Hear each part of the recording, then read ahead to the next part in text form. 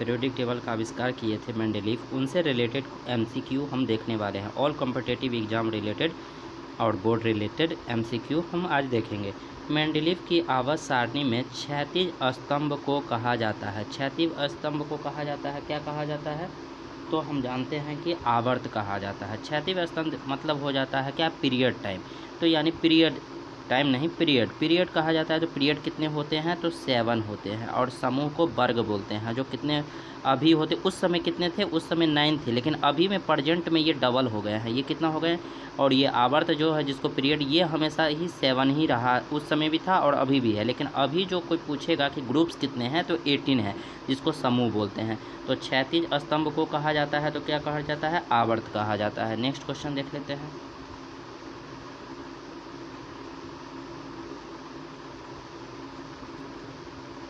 रासायनिक गुणों के मध्य मेंडलीफ बोले या मेंडलीफ, दोनों बात से एक ही है।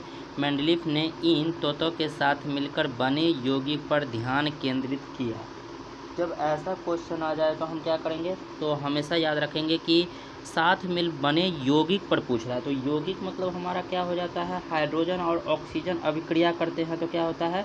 लगभग सभी तत्वों के साथ यौगिक बनाते हैं। यानी वाटर का बात हो रहा है तो हाइड्रोजन और ऑक्सीजन, यानी डी नंबर। डी इसका क्या हो जाएगा? राइट आंसर हो जाएगा। मेंडलीफ की आवर्त सारणी में तत्वों के गुणों को उनके ब्रैकेट का आवधिक स्वभाव माना जाता है। यानी मेंडलीफ जो बनाया था आवर्त सारणी यानी पीरियोडिक टेबल, उसके आधार पे, किसके आधार पे? परमाणु संख्या, परमाणु द्रव्यमान संख्या, परमाणु के आकार और आयनीकरण एथोलोपी के आधार पे। तो कौन सा किए थे? हम जानते हैं कि ये हमें कौन किए थे? तो परमाणु भार, जिसको हम बोलते हैं क्या? परमाणु द्रव्यमान संख्या भी बोलते हैं। तो बी नंबर हमारा क्या हो जाए? इसको इंग्लिश में एटॉमिक मास बोलें या वेट बोले, एटॉमिक मास या एटॉमिक वेट। लेकिन परमाणु क्रमांक संख्या जो आ जाता है, जिसको हम एटॉमिक नंबर बोलते हैं, ये कौन सा? तो आधुनिक में हुआ, यानी मॉडर्न में। तो एटॉमिक नंबर पे तो कोई पहले पूछेगा मेंडलीफ किस पे? तो एटॉमिक मास पे। और मोस्ले किस पे किए थे? एटॉमिक नंबर पे, बाद में 1913। तत्वों को उनके परमाणु द्रव्यमान के आधार पर वर्गीकृत करने का श्रेय किसे जाता है? क्या दिया है? परमाणु द्रव्यमान, यानी मास की बात बोल रहा है। तो कौन दिए थे? मेंडलीफ दिए थे। ए नंबर इसका क्या हो जाएगा? राइट आंसर हो जाएगा। यहाँ पे दिमित्री मेंडलीफ ने क्या तैयार किया था? यहाँ पे आवर्तकता का सिद्धांत, रासायनिक तत्वों की आवर्त सारणी, अल्फा प्रभाव और सुनहरा मध्यवर्ती बिंदु। रासायनिक तत्वों की आवर्त सारणी यानी बी नंबर क्या हो जाएगा? राइट आंसर हो जाएगा। बी नंबर क्या होगा इसका? राइट आंसर होगा। नेक्स्ट क्वेश्चन देख लेते हैं। मूल तत्वों की आवर्त सारणी बनाने वाले पहले वैज्ञानिक कौन थे? मूल तत्वों की आवर्त सारणी पहले बनाने वाले पूछ रहे हैं, तो कौन थे ये? हम बार बार बोल रहे हैं कि कौन थे ये? मेंडलीफ ही थे जो आवर्त सारणी को तैयार किए थे। और उस समय जो एलिमेंट तैयार थे वो टोटल कितने थे? 63 थे, जिसमें से 7 क्या थे? पीरियड थे, और 9 क्या थे? ग्रुप्स थे। ये हम याद रखेंगे। मूल तत्वों की आवर्त सारणी बनाने वाले पहले वैज्ञानिक कौन थे? मूल तत्वों की आवर्त सारणी बनाने में पहले कौन थे? मेंडलीफ ही थे। बी नंबर इसका क्या हो जाएगा? राइट आंसर हो जाएगा। यहाँ पर देख सकते हैं सह विकल्प के साथ, यानी के साथ कौन सा सही होगा, यानी ब्रैकेट में तत्वों के गुण उनके परमाणु, यहाँ से क्वेश्चन शुरू है।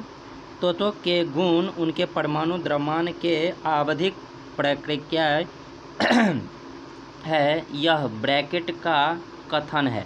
यानी किनका कथन है ये पूछ रहा है, यानी कौन सा है? आवधिक प्रकारी, यानी हमसे पूछ रहा है। तो क्या हो जाएगा ये? या डोबेनियर का हो जाएगा, ट्राई नियम हो जाएगा, न्यूलैंड का हो जाएगा, मेंडलीफ का होगा, आधुनिक आवर्त नियम होगा।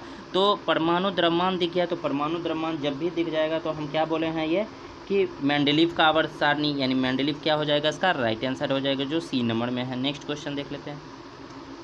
निम्न में से कौन सा तत्व मेंडलीफ की आवर्त सारणी में एक निश्चित स्थान नहीं पा सका? यानी मेंडलीफ जो बनाया था, जो 3 ठो एलिमेंट जो था, जिसको ब्रैकेट छोड़ दिया गया था, लेकिन जो एलिमेंट प्रेजेंट थे उसमें से स्थान पाने के लिए भटकता रहा, यानी ऊपर नीचे कहीं पर भी वो हाइड्रोजन ही था जिसका स्थान इन्होंने फिक्स नहीं किया था। और जब मोस्ले जो 1913 में जो मॉडर्न पीरियोडिक टेबल किए, जब इनको क्या रखा गया तो पहला, यानी पहला जिसको हम क्या बोलते हैं एल्कली मेटल बोलते हैं, और ये एक ऐसा है जिसको हम बोलते हैं क्या क्षारीय इसको बोलते हैं, ठीक है। और इंग्लिश में इसको क्या बोलते हैं बेस बोलते हैं, तो बेसिक यहाँ पर हो जाएगा। और ये एल्कली सारा इसमें मेटल शो होंगे जितना भी, और दूसरा जो होता है उसको अर्थ क्रस्ट मेटल बोलते हैं। ये चीज़ हम याद रखेंगे।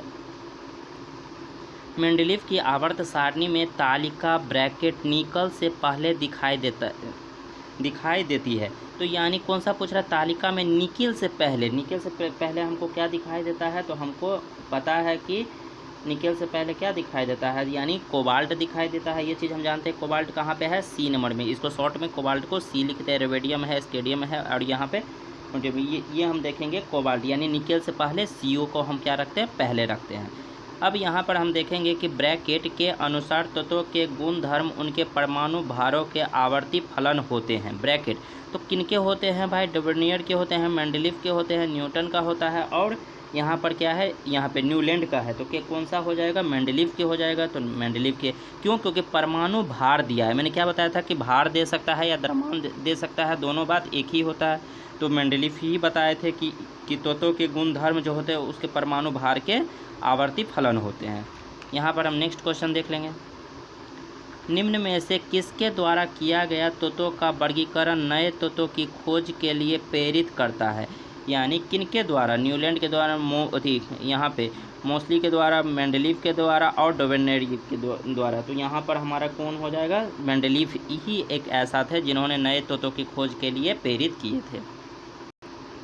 मेंडलीफ की आवर्त सारणी में ऊर्ध्वाधर कॉलम को कहा जाता है, ऊर्ध्वाधर कॉलम को कहा जाता है, क्या कहा जाता है, तो ये चीज़ हम जानते हैं कि क्या होता है कि आवर्त सारणी में ऊर्ध्वाधर कॉलम को हम समूह कहते हैं। ये चीज़ तो पता ही है, तो समूह इसका क्या हो जाएगा, राइट आंसर हो जाएगा। लेकिन यदि इसी में यदि क्वेश्चन यदि पूछ लिया जाए कि ऊर्ध्वाधर के यानी वर्गीकरण जो होते हैं समूह होते हैं, कुछ समूह में गुण दर्शाते हैं, जैसे उसको क्षारीय तत्व कहते हैं, क्या करते हैं, क्षारीय तत्व पहला वाला, और दूसरा होता है क्षारीय मृदा जिसको इंग्लिश में क्या बोलते हैं, अर्थ क्रस्ट मेटल। तो यहाँ पर हम देख सकते हैं, और हो जाएगा क्या, हैलोजन गैस भी होता है जो 17 नंबर में होता है, ये चीज़ हम जानते हैं। और लास्ट में जो होता है जिसको अक्रिय गैस, जो 18 ग्रुप्स में होगा अक्रिय गैस, ये चीज़ इन्होंने बताए थे। अब यहाँ पर हम देखेंगे कि मेंडलीफ की आवर्त सारणी में तत्वों को किस क्रम में व्यवस्थित किया गया था। मेंडलीफ ने तो को परमाणु द्रव्यमान बढ़ते क्रम में, परमाणु द्रव्यमान घटते क्रम में, परमाणु संख्या बढ़ते क्रम में, परमाणु संख्या घटते क्रम में, परमाणु द्रव्यमान संख्या बढ़ते क्रम में इन्होंने किए थे। तो ए नंबर इसका क्या हो जाएगा, राइट आंसर हो जाएगा। मेंडलीफ ने जब कार्य को शुरू किया था तो तत्वों का वर्गीकरण ब्रैकेट तत्वों को, मैंने अभी बताया था कि मेंडलीफ जब शुरू किए थे उस समय जो एलिमेंट खोजे गए थे वो कौन थे, 63। तो 63 इसका क्या हो जाएगा, राइट आंसर हो जाएगा।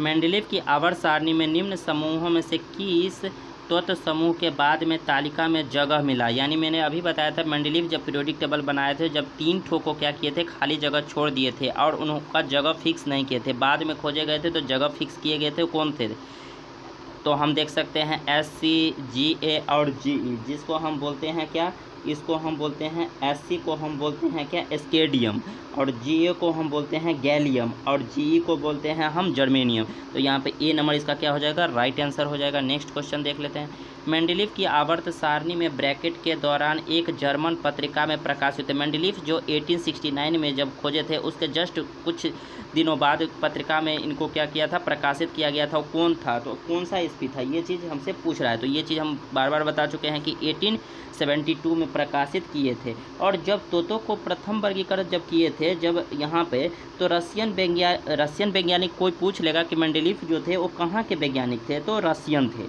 और 1869 में जो मेंडलीफ ने पीरियोडिक टेबल को बनाया था, और 1800 जस्ट इसके बाद 3 साल बाद प्रकाशित हुआ था। जर्मनी की एक पत्रिका में प्रकाशित किया गया था। मेंडलीफ के अनुसार तत्वों के गुण उनके परमाणु भार के क्या होते हैं, व्युत्फलन होते हैं, यानी हम जिसको आवर्ती फलन भी बोलते हैं, तो ये चीज़ जान सकते हैं। नेक्स्ट देख लेते हैं, निम्न में से कौन सा तत्व मेंडलीव की आवर्त सारणी में ई का अल्युमिनियम, ये बार बार क्वेश्चन पूछा जाता है, ई का अल्युमिनियम की जगह लेता है, तो ई का अल्युमिनियम क्या है। तो यहाँ पर हम देख सकते हैं क्या,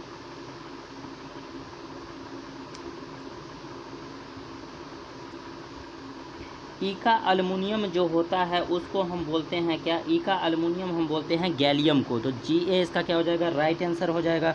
जब मेंडलीव की आवर्त सारणी प्रकाशित हुई थी तब गैलियम जो है और यहाँ पे जर्मेनियम जो है जी जो है, इसको तोतों की खोज नहीं हुई थी। मैंने अभी बताया था कि 3 ठो को सजा, तो अल्युमिनियम और सिलिकॉन के नीचे एक एक रिक्त स्थान छोड़ दिया गया था। एक का अल्युमिनियम जो है, जिसको हम इंग्लिश में सेम ही होता है, इसको इंग्लिश में हम एका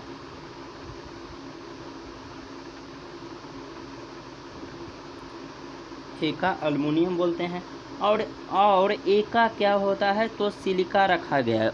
एका मतलब एल्युमिनियम और एका सिलिका रखा गया। मेंडलीव ने केवल गैलियम और जर्मेनियम तत्वों के होने की प्रयुक्ति की थी, यानी इन्होंने बता दिया था कि ये यहाँ पर गैलियम और जर्मेनियम तत्व हो सकते हैं, बल्कि इन तत्वों की प्रयुक्त यानी गुणधर्म और प्रयोक्ता गुणधर्मों के सारणी में सूचीबद्ध होंगे। यानी आप जैसे इसको करिएगा, जिसका पहले क्या होगा, तो इलेक्ट्रॉनिक कन्फिग्रेशन होगा, उस हिसाब से इसको आगे पीछे आप लिख सकते हैं। इन्होंने ये बता दिए थे। तो इससे रिलेटेड हम क्वेश्चन देखें। आधुनिक आवर्त सारणी में तत्वों को व्यवस्थित किया गया। आधुनिक का बोल रहा है, मॉडर्न की बात हो रही है। तो मॉडर्न में मैंने अभी बताया है कि परमाणु नंबर पे, यानी हम परमाणु द्रव्यमान संख्या, ये तो नहीं होगा परमाणु द्रव्यमान, ये भी नहीं होगा परमाणु संख्या, इस दोनों में कोई होगा। तो इस दोनों में क्या होगा, ये चीज़ हम जान सकते हैं कि हमेशा क्या होगा, परमाणु संख्या बढ़ते क्रम में रहेंगे, 1 2 3 4 ऐसे। तो परमाणु संख्या बढ़ते क्रम में, सी इसका। और इनका मॉडर्न पीरियोडिक टेबल का खोज किसने मतलब सही कौन किया था, तो मोस्ले जी किए थे। तो यहाँ पर हम देख सकते हैं क्या, यहाँ पे sodium, magnesium, aluminium, silicon, phosphorus, sulphur, chlorine और आर्गन आधुनिक आवर्त सारणी के आवर्त ब्रैकेट आवर्त से संबंधित है। यानी कि इसको किस में रखा गया है, द्वितीय में, चतुर्थ में, तृतीय में, प्रथम में, ये चीज़ हमसे ये पूछ रहा है कि किस में इसको रखा गया था। तो ये चीज़ हम जानते हैं कि किस में रखा गया था इसको, तो तृतीय में रखा गया था, जो सी नंबर में। सी इसका क्या हो जाएगा, राइट आंसर हो जाएगा। इसको आधुनिक आवर्त सारणी में इसको रखा गया है तृतीय नंबर में।